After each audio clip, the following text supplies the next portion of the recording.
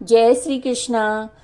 कार्तिक मास में स्नान और व्रत का विशेष महत्व होता है। तो इस मास में जितना भी जप और दान पुण्य किया जाए, तुलसी पूजन किया जाए, पथवारी, पीपल और इनको अर्घ्य दिया जाए, दीप दान किया जाए, जो भी धर्म स्थल है वहाँ पर दीप दान करें, तुलसी में, आंवले में, तो इन सब का विशेष महत्व है। और कार्तिक स्नान से संबंधित कुछ कहानियाँ प्रचलित हैं। उन्हीं में से इल्ली और घुन की कहानी हम लेकर आए हैं।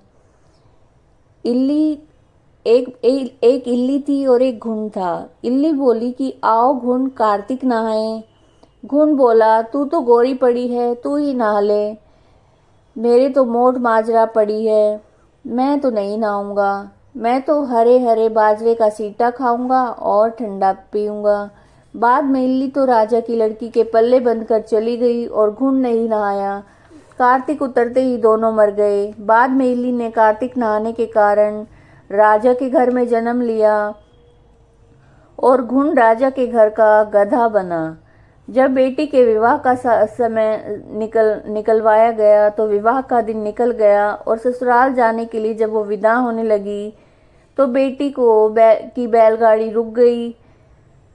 राजा रानी बोले कि बैलगाड़ी क्यों रुक गई, तुझे जो चाहिए मांग ले। तब वह लड़की बोली ये गधा मुझे चाहिए। तो वे बोले ये क्या मांग रही है, यह मत लेकर जा, चाहे धन दौलत ले जा, जो कुछ चाहिए वो ले जा। परंतु वो नहीं मानी और कहा मुझे ये गधा ही चाहिए। तब वो गधा फुदक फुदक कर उनके पीछे भागने लगा। जब लड़की महल में जाने लगी, सीढ़ी के नीचे बांध दिया। जब सीढ़ी उतरने लगी तो गधे ने कहा ए सुंदरी, हे लड़की, थोड़ा पानी पिला दे। तब उसने कहा आ नहा ले, तब तूने कहा था कि मैं तो बाजरा खाऊंगा, ठंडा ठंडा पानी पीऊंगा। उनकी आपस की बात दौरानी जेठानी ने सुन ली तो देवर को सिखा दिया कि तू क्या जादूगरनी लाया है जो जानवर से बात करती है।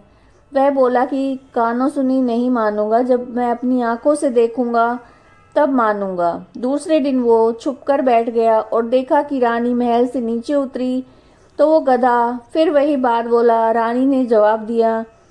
तब वह तलवार निकालकर खड़ा हो गया और बोला कि तू जानवर से क्यों बात कर रही है, तू बात बता दे, नहीं तो तलवार से आज तुझे मार डालूंगा। तब रानी ने कहा कि औरत का भेद मत खोलो। तब राजा ने कहा मैं तो तेरा पूरा भेद खोलूंगा। तब रानी ने कहा कि पिछले जन्म में मैं इल्ली थी और ये घुन था। तब मैंने कहा कि आ घुन, कार्तिक नहा ले, तो ये नहाया नहीं, जिससे ये गधा बन गया। और मैं राजा की लड़की के पल्ले से लगकर नहाई तो राजा के घर में जन्म लिया। इसलिए मैं तो पिछली बात कर रही थी। ये बात सुनकर राजा ने कहा ये कार्तिक के महीने में नहाने से इतना फल है। तो रानी ने कहा कि कार्तिक के महीने में नहाने से मैं आपके घर में राजपाट कर रही हूँ।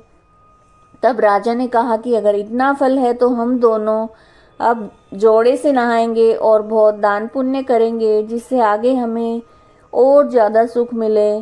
दोनों जने कार्तिक नहाने लगे और राजा के घर में बहुत धन संपत्ति हो गई। हे कार्तिक महाराज, जैसा इल्ली को सुख दिया वैसा सबको देना, जैसा घुन को दिया वैसा किसी को मत देना। जय श्री कृष्ण।